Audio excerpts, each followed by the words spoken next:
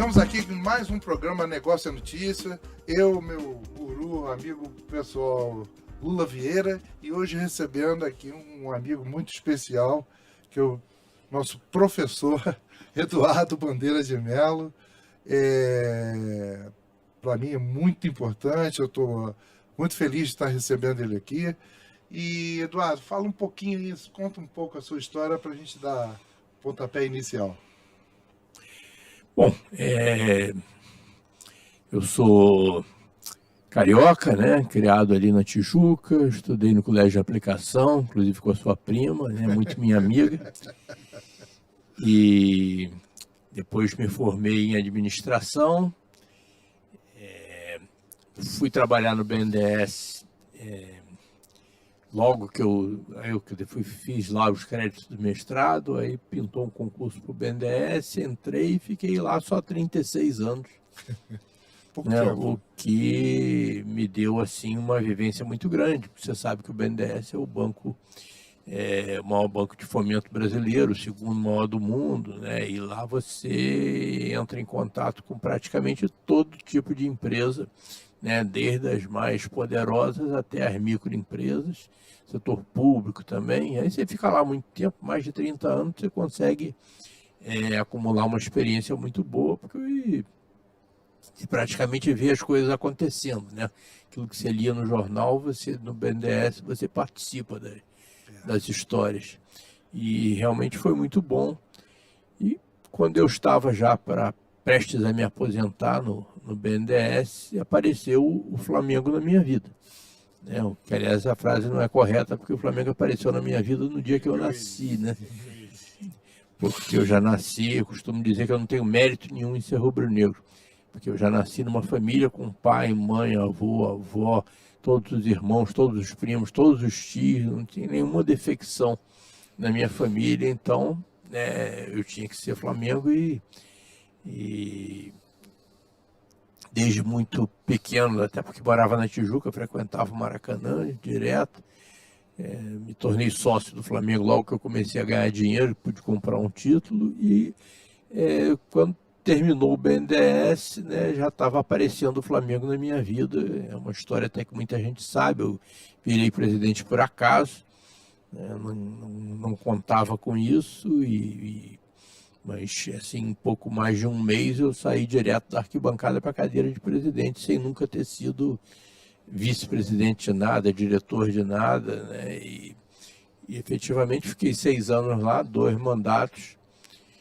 Conseguimos fazer um bom trabalho, né, de recuperação do clube, né, que estava passando por uma situação financeira caótica, né, crise de credibilidade. Essa história daí, porque você entrou no BNDES, que na verdade você teve toda uma experiência de apoio ao empreendedorismo nacional, os maiores, aí empreendedorismo numa escala gigante também, né, grande, mega, empreendimentos, essa coisa toda. Aí você diz que por acaso a presidência, mas não o rubro-negro, né?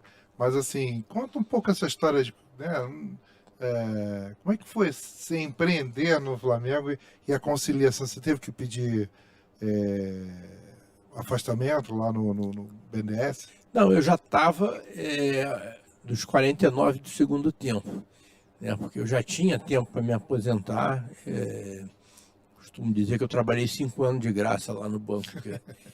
Eu poderia ter me aposentado 5 anos antes, mas a atividade do BNDES é apaixonante, né? Então, você se envolve num projeto, né, e fica fascinado, e aí, não vou sair daqui não, vou continuar trabalhando aqui. Como é que foi a sua passagem por uma coisa séria, organizada, profissional, empresarial, para um clube de futebol com a característica da bagunça que é o Flamengo, não só o Flamengo, qualquer clube no Brasil, é uma, desculpando a palavra, uma zona. Como é que foi essa sua entrada na zona e o que você fez para transformar aquilo numa coisa mais parecida com o BNDES?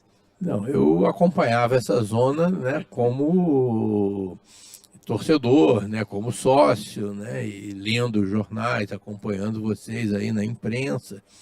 Então eu tinha a ideia do que me esperava, né? Se bem que na hora que você chega lá, você vê que a coisa é mais grave, né? A encrenca é maior do que você tinha pensado. Mas tem uma história assim que caracteriza bem essa passagem, né, do BNDES para o Flamengo, que foi o dia em que eu, com poucos dias na presidência, eu fui no centro de treinamento do Flamengo, que na realidade não existia, né, era um terreno com uns campos e um barracão cercado de lama quando chovia, e eu fui lá no centro de treinamento para ser apresentado aos jogadores, né, que eram os meus ídolos. Eu estava na arquibancada, né, então quando... o Romualdo, como rubro-negro, sabe muito bem, quando a gente vai no Maracanã, na hora que o time entra em campo, você grita o nome de cada jogador. Então, na época, né, Felipe, Léo Moura, então aí você fala o nome, e eu estava lá gritando também o nome deles. Aí, de repente, eu viro o presidente do Flamengo de uma hora para outra e vou no centro de treinamento para ser apresentado aos jogadores, meus ídolos, que estavam lá na minha frente. Só que eu estava, né, na condição de presidente do Flamengo, devendo 4 meses de salário para eles. Né, porque a gente já assumiu aquela situação. Meu primeiro como devedor. Foi como devedor e daí dos meus ídolos dos meus filhos. Estava olhando para eles lá. E aí o que eu falei para eles foi isso. Eu falei, gente, eu estou aqui, né, muito prazer, tá? Meu nome é Eduardo, né, mas eu estou aqui morrendo de vergonha de olhar para vocês, porque o Flamengo está devendo 3, 4 meses de salário para vocês, e eu estou vindo de uma empresa onde eu trabalhei por mais de 30 anos, que nunca atrasou meu salário nem 5 minutos, quanto mais 3 meses. Né? Então, eu falei, vocês podem ter certeza que a gente vai se virar, nós vamos fazer o sacrifício que for necessário para que esse tipo de coisa não aconteça mais. Porque o Flamengo, quando pagava, vocês lembram disso, né? Quando o Flamengo pagava uma folha de pagamento, isso era manchete. Né? Então, nós estamos aqui, né, em outubro, né? E aí fala, Flamengo paga o mês de julho. Né? Tem até aquela frase do Vampeta, quando teve no Flamengo, né? Que eu finjo que jogo e eles fingem que me pagam. Isso, eu fui até entrevistado pelo Vampeta lá no programa dele. Né? Lá no Jovem Pan. E a gente lembrou bem dessa frase. Mas, então, era isso daí, né? O Flamengo pagava o salário e o ato de pagar era manchete, era notícia, porque as pessoas ficavam esperando, né, quantos meses o Flamengo ia completar sem pagar o salário. E aí eu falei para os jogadores, vocês podem ter certeza que isso daí vai acabar, né? A gente vai fazer o sacrifício que for necessário, mas isso não vai acontecer.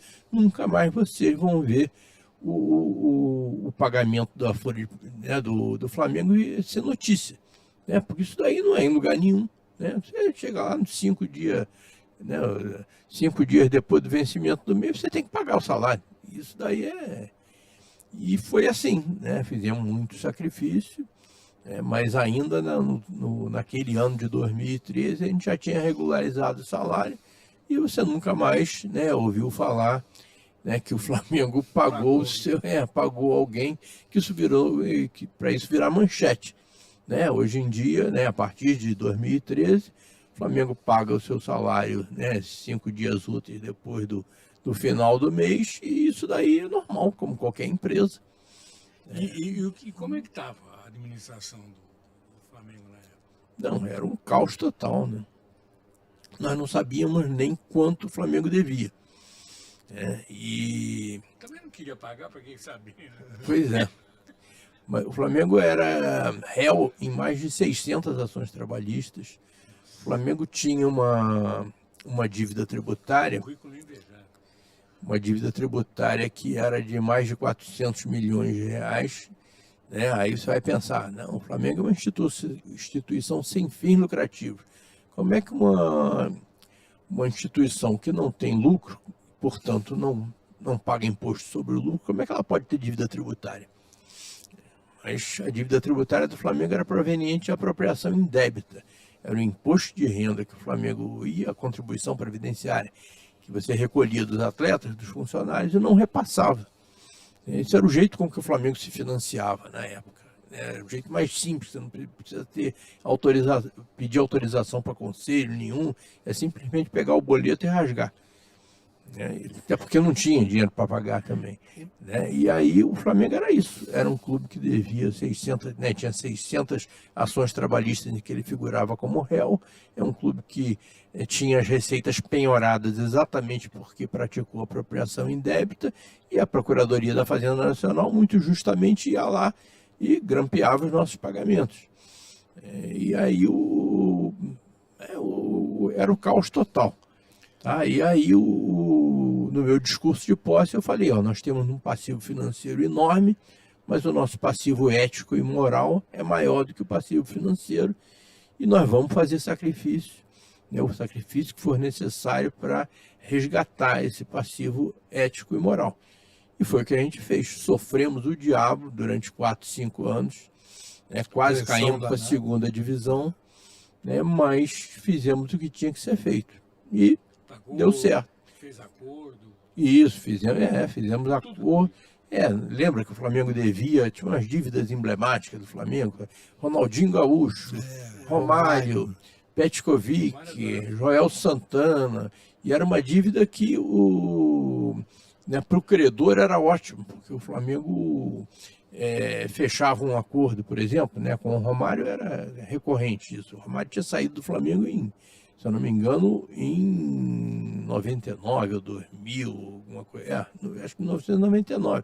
Em 2013, o Flamengo ainda devia o Romário, e a dívida com o Romário era sempre recomposta, né? Então, o Flamengo chamava ele e dizia, eu vou pagar assim, assado. Agora, se eu ficar 3 meses sem pagar, a dívida vence toda e é multiplicada por tanto. Isso, para quem é um credor, é ótimo, né? Porque a dívida estava se multiplicando e multiplicando. O único que ele torcia para ficar.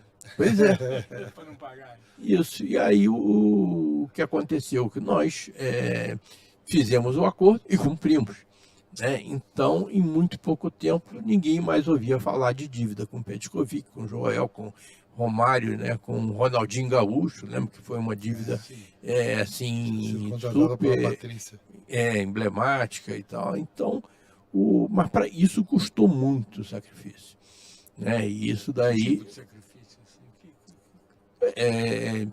Cortar na carne, né? Em menos de 2, 3 semanas na presidência do clube, nós tivemos que dispensar o nosso principal atleta, que era o Wagner Love, né? Que a gente tinha contratado do CSKA da Rússia lá atrás. Estava devendo 6 milhões de euros para o CSKA, o Wagner Love custava ao Flamengo mais de R$1 milhão por mês, nós não tínhamos como pagar. Então nós fizemos um acordo lá com o Wagner Love, que é rubro-negro, inclusive, foi super correto com a gente. Chorou, essa condição. Devolvemos ele para a Rússia, né, e nos livramos de pagar o R$1 milhão. Em compensação, ficamos com o time sem o seu principal jogador. O Wagner Love está jogando bem hoje, imagina, 10 anos depois, o Wagner Love está jogando lá no Sport Recife e está fazendo gol. Imagina ele há 10 anos atrás, né? Então, isso é cortar na carne. Isso é cortar na carne. Imagina a pressão em cima dele. 25, na época, 25 milhões de torcedores todo dia reclamando porque queria título. 25 que... Não, estou dizendo 25 milhões de torcedores na época, hoje isso é mais. Não, na época já era quase 40, já era 40 milhões, hoje está 45. Imagina todo dia esse bando de fanáticos xingando ele, a família toda. Porque eu nunca vi nenhum torcedor reclamar do clube dever dinheiro. Agora, dever título realmente... Mas olha, tem uma coisa que é muito interessante nessa história, é que a torcida, ela comprou a nossa briga. É claro que você tem um ou outro inconformado, né? Não só torcedor, conselheiro, né? Sócio do clube também e tal, mas a torcida compreendeu que a gente precisava fazer sacrifício naquele momento. Uma coisa, no botequim, às 2 horas da manhã, pedindo a 20ª cerveja, você não disse pro cara, porra, em compensação paguei minhas dívidas. Você quer ganhar time, quer ganhar de goleada, quer Wagner. Mas é uma coisa que eu agradeço muito à torcida do Flamengo por ter tido paciência, por ter sido parceira. Com o tempo errado, um parênteses, mas você tem ido aos estádios e tem ouvido já volta. Eu sou torcedor de arquibancada, né? Olha Então, aí, e o pessoal gritando volta, a sua volta. não, a E torcida não me é apenas pra te trata. agradar, não, porque é rumor mesmo. A Não, torcida me trata com muito carinho. Muito carinho. Esse carinho da torcida realmente Ele não tem che- preço. ele chega na arquibancada, porque ele vai muito para arquibancada. Agora eu não sei se você continua indo lá Sim, no leste superior. Então, no leste superior, cara, o que acontece? Ele chega, levanta todo mundo e grita o nome dele, cara. É corriqueiro isso. Né? Outro dia eu tava lá, eu também estava no leste superior na verdade eu estava ali naquele camarote entre um lado e o outro, assim, né? Do Você é uma sul pessoa inferior. fina. Aí chegou. É. Não, você tem Outro patamar, eu tenho né? eu tenho bons amigos. Só. Aí meu pai sempre disse isso. Sempre tinha bons relacionamentos, né? E aí chegou o Vinícius Júnior lá, cara. Eu fiquei impressionante, cara. O ídolo do clube ter o mesmo tratamento, dá o mesmo tratamento ao Eduardo quando ele chega aqui, né? Ele vem pro povão, essa coisa toda. Então, assim, isso realmente ficou na memória. Eu acho que o teu trabalho, além de ter sido um trabalho muito profissional, e aí depois eu queria que você falasse sobre essa coisa de montar uma equipe, de profissionalizar e tal. Mas, assim, você resgatou a autoestima do torcedor rubro-negro. Não, e foi por isso que a torcida compreendeu e foi parceira, né? Se a gente não tivesse o apoio da torcida, não sei o que poderia ter acontecido, mas eu lembro assim de situações em que o Flamengo estava lá em 18º lugar na zona do rebaixamento e encontrava um torcedor dizendo: não, presidente, é isso mesmo, né? Tem que fazer a coisa certa, porque eles estavam vendo que a gente estava dando exemplo, né? E que situações como aquela do Wagner Love ou a interdição da piscina, por exemplo, nós tivemos que interditar a piscina olímpica do Flamengo porque o vazamento de água era tão grande que a conta da SEDAI era o nosso segundo atleta mais caro, depois do Wagner Love. Sem contar o risco que não era você ter aquilo dali rachado. Então, a piscina olímpica do Flamengo foi interditada aos 5 do primeiro tempo. Aí teve aquela, os nossos nadadores, né, o waterpolo, tinha uma outra piscina, né, mas interditamos e depois, quando as coisas melhoraram, colocamos lá a melhor piscina da América do Sul. Que continua. Isso, agora temos duas, né, e duas piscinas, né, de padrão Olimpíada. O esporte olímpico do Flamengo, também no primeiro momento, nós mandamos todos aqueles medalhões embora. César Cielo, né, Diego Hipólito, Daniel Hipólito, Joana Mané, todo mundo foi embora, acabar com o esporte olímpico do Flamengo. Não, de jeito nenhum, pelo contrário, foi a partir daí que o esporte olímpico do Flamengo começou o seu caminho para virar uma potência, como é hoje. Mas não dá para você você se permitir, né, ter no seu fluxo de caixa itens que você não tem condições de pagar. Então, é aquela coisa, fazer a coisa certa, é como, né, fazemos nas nossas empresas, nas nossas famílias, né, só vamos assumir compromisso que a gente possa pagar. Aí, a partir daí, foi uma situação de, né, acordo com a PGFN, as tratativas todas para aprovação do Profut, né? Foi um período assim de muito, mas muito sacrifício mesmo. Mas felizmente... E equipe, como é que foi para você botar... Porque por um lado você tinha que sanear a despesa, mas você também precisava trazer novas receitas e para isso você precisava de bons profissionais. E existia um vício em todos os clubes de futebol de botar um cara, botar meu amigo aqui, o outro ali, mas você não tinha essa chance. Aquela golden... né? Você tinha que acertar de primeira porque você precisava trazer receita. E não só isso, né? Que não faz o menor sentido um clube com a dimensão do Flamengo, clube que hoje fatura mais de 1 bi por ano, né? Na época faturava 200 milhões, mas de qualquer maneira é o Flamengo. Não tem a menor condição de uma organização com a complexidade, com a dimensão do Flamengo ser administrada por amadores. Então, nós tomamos a decisão, desde o início, o Flamengo foi administrado por profissionais. Você tinha o corpo lá dos vice-presidentes amadores, que atuavam na parte estratégica, né? Mas o clube tinha um CEO, tinha diretores altamente qualificados, recrutados, né, no mercado, segundo as melhores técnicas, sem nenhum tipo de privilégio, impessoalidade total. Ninguém contratou parente, ninguém contratou amigo, estou falando eu e meus vice-presidentes, né? Até para você poder dar exemplo. Isso aí é fundamental, né? Eu acho até que isso hoje é uma situação que precisa ser retomada no Flamengo, porque recentemente o Flamengo voltou a ter diretores amadores que acabam gerando mais problemas do que soluções, Com né? certeza. E aquela toma lá da cá, aquele troca de favores dentro do clube, né? Trocar apoio político por ingresso, por vaga no avião, e outras coisas, né? Camisa, esse tipo de coisa, né, tem que acabar, senão a gente corre o risco de voltar atrás numa história que é muito bonita, né? Você acha que o Flamengo está explorando o seu potencial de conseguir receitas extra, arrecadação no campo, é evidente, como outros países, outros clubes no mundo inteiro? Você acha que os exemplos de clubes e empresa, o Flamengo está... Não, evoluímos muito, né? O Flamengo não precisa ser clube empresa, né? O Flamengo, né, fez o seu dever de casa, né? E conseguiu evoluir e mudar de um clube irresponsável para um clube cidadão, sendo uma associação sem fins lucrativos.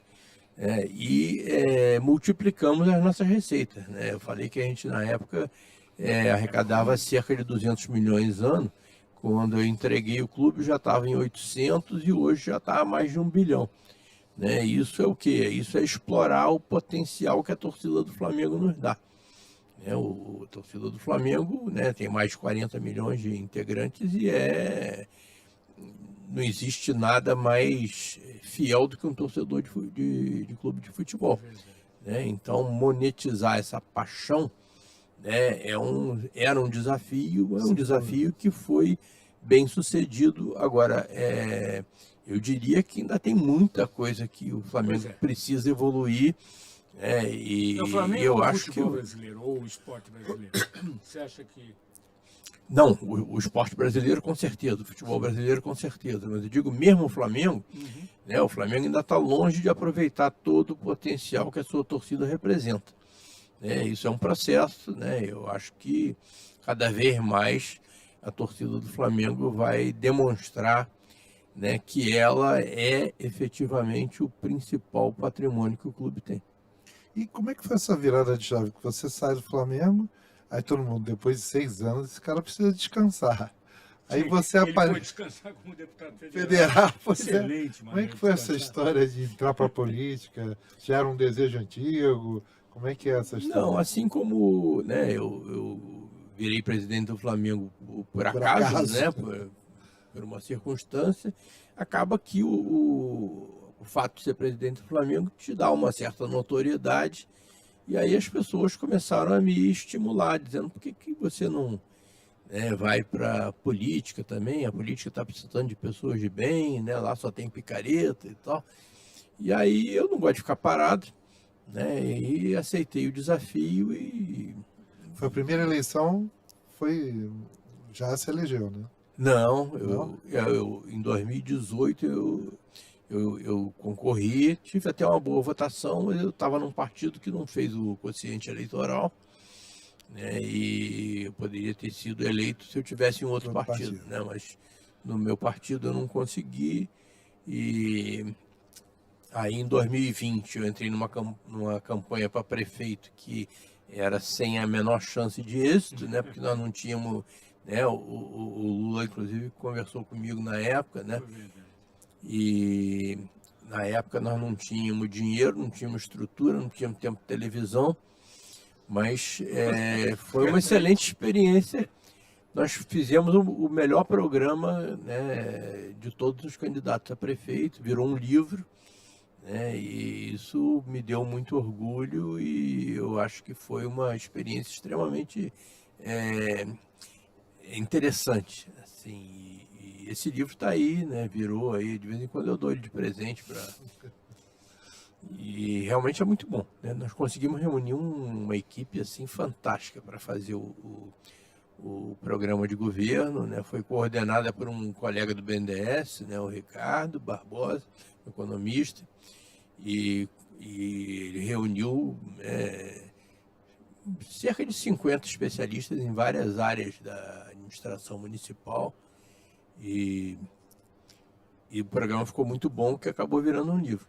Que bom. Você que veio do BNDES, encontrou foi trabalhar em 2 lugares absolutamente não profissionais, a Câmara Federal e o Flamengo. Qual dos dois é mais bagunçado e precisa de mais arrumação? São lugares bem diferentes, né? Sim, mas São bagunças Não, em primeiro diferentes. lugar, no Flamengo eu era presidente, né? Então o presidente tem muito mais chance de fazer a diferença do que um deputado no meio de 513. Mas o importante é que você tenha mais pessoas interessadas em participar da política, para que a proporção, né, de pessoas competentes, bem intencionadas, em relação ao total da Câmara, seja cada vez maior. Eu estou aprendendo muito lá, em todo lugar que eu vou, né? Eu acabo aprendendo muito, né? Estou tentando fazer o melhor que eu posso, né? Estamos evoluindo, inclusive na questão do futebol, né? Porque eu estou presidindo a frente parlamentar pela modernização do futebol brasileiro, mas vários assuntos que eram muito caros para mim no BNDES, eu estou também participando das comissões, né? Sustentabilidade, acho que você... meio ambiente, né? Energia. Né? Conta um pouquinho disso aí. Isso, pois é. Olha, o trabalho lá na Câmara é dividido em comissões, né? Então, quando você assume o mandato, né, você escolhe as comissões, e tenta ser indicado para as comissões dos assuntos que você tem mais afinidade. Eu escolhi participar de esporte, da de Minas e Energia, porque no BNDES eu trabalhei muito tempo na área energética, né? E, inclusive, tem um subconjunto, né, desse trabalho da energia, que é a eficiência energética, que eu sempre gostei muito lá no banco. Então, hoje eu sou vice-presidente da Frente Parlamentar, vice-presidente para a eficiência energética da Frente Parlamentar Mista, né, aí é Câmara e Senado de Energia. E eu entendo que essa coisa da eficiência energética é um aspecto que sempre foi negligenciado no Brasil e precisa ser tratado com mais seriedade. E, além disso, meio ambiente, né, que eu chefiei o departamento de meio ambiente do BNDES há muito tempo, né, e toda essa questão das mudanças climáticas, né, eu representei o banco em algumas das conferências das partes, e eu acho que eu posso contribuir nessa área também.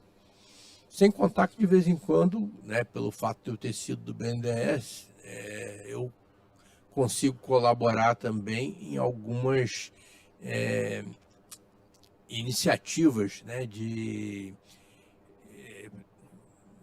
nem iniciativas, né, colaborar com ameaças que o BNDES sofre dentro da Câmara, né? Então, de vez em quando, você tem uma proposta que alguém faz, que está na cara que é alguém que não conhece o BNDES. Então, vai tentar estabelecer uma restrição à atividade do banco, e aí eu vou lá ajudar também. Ajudar a defender. Claro. É interessante. Afinal de contas, o BNDES é a minha segunda instituição favorita. E falando da segunda, quer dizer, e da terceira, quer dizer, você saiu do clube mais popular do Brasil, mas os seus pares, né, era uma época que, e até hoje, você na tua atividade pró-esporte, né, na Câmara, você tem os outros clubes que não tem uma agressão, não tem uma disputa, você tem uma colaboração. Você vê que o meio ambiente do esporte tem em você a visão de um apoiador. E a questão de sustentabilidade, essas outras coisas assim, você percebe isso dos seus pares de Câmara também, uma parceria,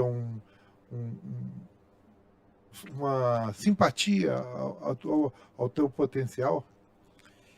Olha, o trabalho lá na Câmara é de muita colaboração, né? Então, muitas vezes, um deputado que tem uma linha ideológica diferente da sua é um colega de trabalho e eu diria que as coisas lá devem se resolver sempre pelo diálogo.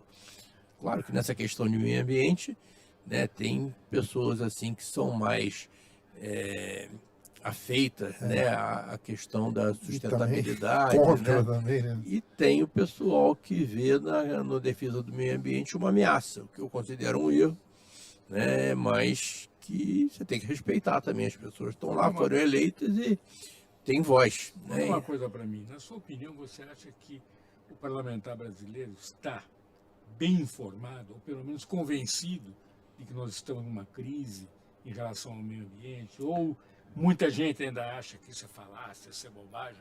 Tem gente, outro dia teve a Jovem Pan entrevistou horas 3 cientistas brasileiros dizendo que tudo isso é besteira, isso é cíclico, acontece mesmo, não tem nada de mudança climática. Terra plana. Como é que está o clima?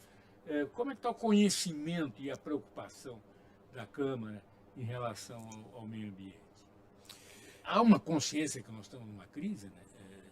Chegando numa situação de Eu acho, Lula, que seria uma idiotice não reconhecer que existe uma crise mundial, né? E é como se fosse um jogo de futebol que nós estamos perdendo de goleada. E o que nós temos que fazer no momento é tentar fazer esforço, né? A gente tem que tentar reunir o maior número de pessoas, de líderes e tal coisa, para tentar fazer um golzinho de honra aí nessa goleada que nós estamos levando. Nem todos, né? Muitos sim, né? Mas tem alguns que talvez por desconhecimento e por embarcar em idiotices como essa que você citou aí, de pessoas dizendo que essa questão de mudança climática não é uma ameaça real, né? Tem gente que de vez em quando escreve artigos sobre isso, dizendo, não, a mudança climática existe, mas a humanidade não pode fazer nada para conter isso, o efeito do antrópico, né, que é, né, da mudança climática não existe, né?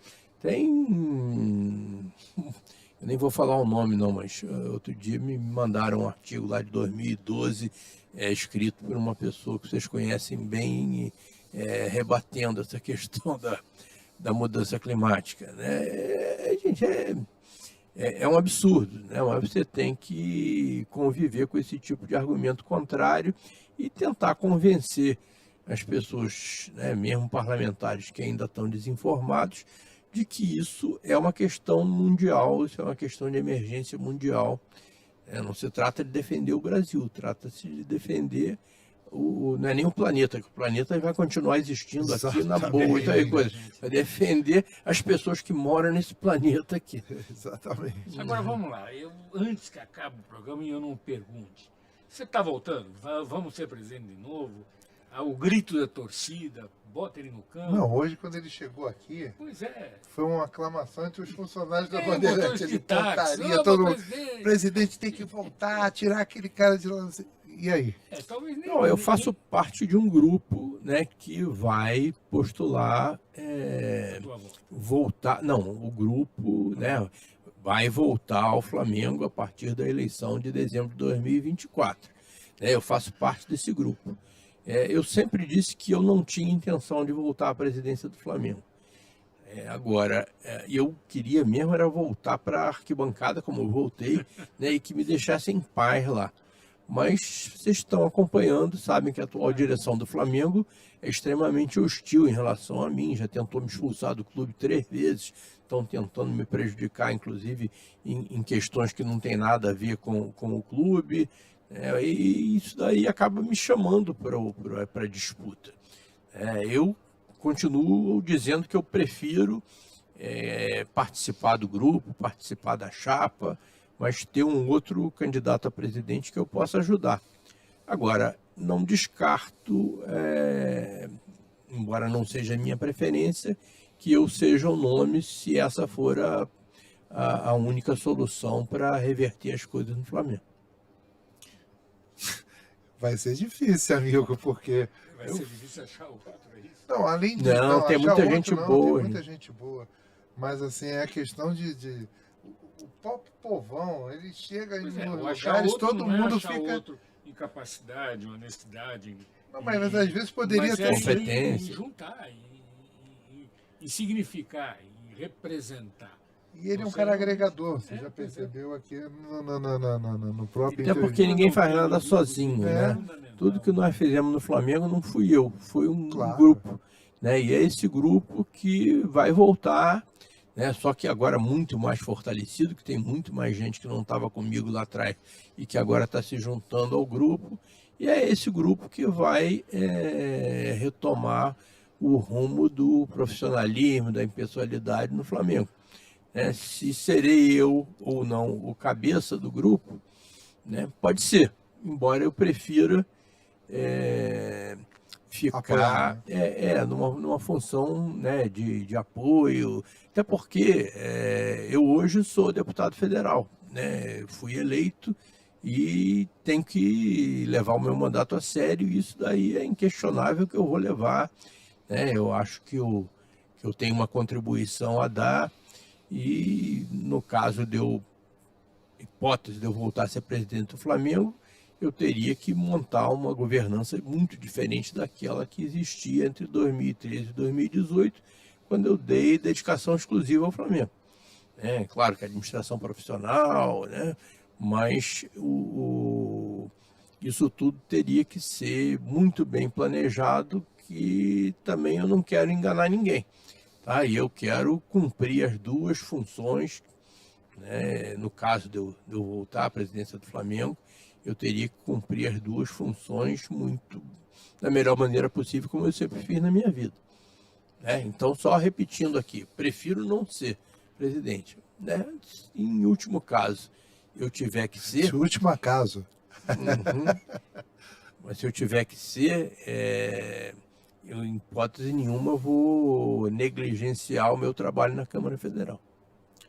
É uma coisa que a gente vem percebendo, até eu comentei isso com o Lula, é impressionante porque tem recesso, tem isso, tem aquilo, e você olha para os jornais, olha para não sei o quê, aqui mesmo dentro da Band, a gente olha assim, bandeira tá não sei aonde, reuniu com não sei o quê, blá, blá, blá. Quer dizer, você está sempre numa atividade permanente, o que eu te admiro bastante, porque você vai ter que ter um personal aí para te orientar a alimentação, parte física e tudo, para você conseguir manter em nível de excelência essa energia toda aí, né? Mas, assim, além disso, como é que você consegue? Eu estava querendo saber isso, né? Essa força. E também uma coisa muito bacana que você montou dentro do Flamengo e que eu percebo que você está alimentando, que tentaram alijar do Flamengo as embaixadas, o pessoal de fora do Rio de Janeiro, né? Como é que você consegue ter essa energia toda e esse projeto também, que eu acho muito bacana? Olha, essa questão é uma questão que me preocupa muito, né? Acho que deveria preocupar todos os rubro-negros, porque o Flamengo não é só um clube do Leblon, né? Não é só um clube ali na Lagoa, na Gávea. O Flamengo é uma nação de mais de 40 milhões de rubro-negros. E esses 40 milhões de rubro-negros, mais de 80% deles estão fora do Rio de Janeiro. E eles têm que ser respeitados. Então, o que essa diretoria fez com a categoria Off Rio foi uma covardia enorme. Sem contar demonstrações de desapreço ao torcedor nordestino. E é lá que está, né, esses torcedores do Flamengo, que muitos deles nunca vieram ao Rio, nunca foram ao Maracanã, eles são tão Flamengo quanto eu, quanto você. Eles têm que ser respeitados. E quando o Flamengo vai jogar lá, cara, o Flamengo, a torcida é a dominante no local, mesmo jogando contra times da cidade ou do estado. Não, o Flamengo é o clube mais popular de 24 das 27 unidades da federação. Você sabe qual é o clube mais popular da Bahia? Não é nem o Bahia, nem o Vitória, é o Flamengo. Não em Salvador, né? Mas saiu de Salvador, ali chegou em Feira de Santana, todo mundo é Flamengo. Aquela região ali do sul da Bahia, Chapada Diamantina, oeste da Bahia, todo mundo é Flamengo. Então, esses rubro-negros, eles estão sendo desrespeitados e isso daí a gente precisa reverter. Isso é uma questão de honra, não é uma questão de governo, isso é uma questão de Estado. Perfeito. E a questão que eu tô do cuidado físico aí, como é que você está tomando conta disso daí? Não, isso é fundamental, né? A gente se cuidar para qualquer atividade. Né? E essas agendas que você vê que eu faço e tal, é porque o trabalho do deputado não é só, né, no ambiente da Câmara. Né? Você tem contas para prestar, né? Você tem que hoje em dia um trabalho importante do deputado é destinar emendas do orçamento. Né? Então você tem que identificar projetos interessantes que tenham retorno econômico e social para você apoiar. E então essas visitas que eu faço aí a municípios no interior, né, e agendas que eu faço dentro da cidade do Rio de Janeiro mesmo, isso daí faz parte do trabalho e é fundamental que eu continue exercendo o mandato dessa maneira. Não, e é um trabalho que você vai fazer no BNDES, análise de viabilidade de coisas, né? É verdade, isso aí o BNDES dá uma experiência que vale para tudo. Bom, planos, como é que tá? Quais são os projetos que você está... Já disse, mesmo Não, eu digo na Câmara Não, também. eu nunca saí do Flamengo. não, tá indo para presidente. Claro que não. Mas na Câmara você tem algumas coisas que você está já propondo, alguns projetos de lei? Não, alguma essas coisa assim? que eu, por exemplo, essa frente parlamentar pela modernização do futebol brasileiro, a ideia é passar a limpo todas as questões relevantes do futebol, porque a gente entende, né, que o futebol não é simplesmente um esporte, não é simplesmente um entretenimento. O futebol é o principal ponto de contato com a vida de boa parte dos brasileiros, de crianças, de jovens, de pessoas humildes. Né? O futebol tem que dar bom exemplo, assim como no Flamengo a gente fez questão de dar bom exemplo, os 40 milhões de torcedores. Né? No Brasil, o futebol tem que ser um bom exemplo para 200 milhões de brasileiros. E aí, nisso, você tem que procurar, inclusive, adaptar a legislação, né? Discutir mesmo os assuntos da ordem do dia do futebol, para que o futebol não seja simplesmente visto como, né? Lembra que antigamente se falava que o futebol é o ópio do povo, né? Mas o futebol, né, não é um instrumento para que pessoas ganhem dinheiro com isso, para satisfazer vaidades e interesses Você falou uma coisa pessoais. Que eu queria que você falasse um pouquinho mais, que eu dou tremenda importância. O exemplo do futebol, quer dizer, usar o futebol como um fator de educação. Isso, exemplo é tudo na vida. A praticar esporte, a decência no relacionamento, E você, a ética. Você ainda tem uma coisa que você vê de um clube que tem, na minha opinião, dentro e fora do campo, a gente teve o maior atleta de todos os tempos, que foi o Zico. Isso. O Zico é um exemplo para tudo. Isso aí, na época que o Flamengo era um mau exemplo, né, o Zico era um bom exemplo que acabava minimizando um pouco, né, o vexame, né, que era os exemplos que o Flamengo dava no passado. Não, o Zico é outro patamar. O futebol tem dado maus exemplos em alguns momentos, ou seja, não contribui para a formação do jovem. E poderia, né? Seria um tremendo instrumento. Eu costumo dizer que se futebol e educação andassem de mãos dadas, você ia melhorar muito a educação no Brasil e ia melhorar muito o futebol no Brasil. Porque eu acho que é uma insanidade você não associar a formação do futebol de base, a formação dos atletas brasileiros, desde das periferias, né, das escolinhas, né, à educação. Perfeito, porque normalmente o futebol é considerado anti-estudo, né? Não, ao contrário. No futebol, vai ser atleta e esquece qualquer preocupação com a formação. De jeito nenhum, até porque toda criança que se engaja aí na formação das atividades, né, de futebol dos clubes brasileiros, se 1% chegarem ao alto rendimento, a clubes, a posições de destaque, né, efetivamente ganhar dinheiro com futebol, se 1% chegar lá, não é nem isso, é muito. A maioria dos meninos que se envolvem nisso acabam ficando pelo caminho.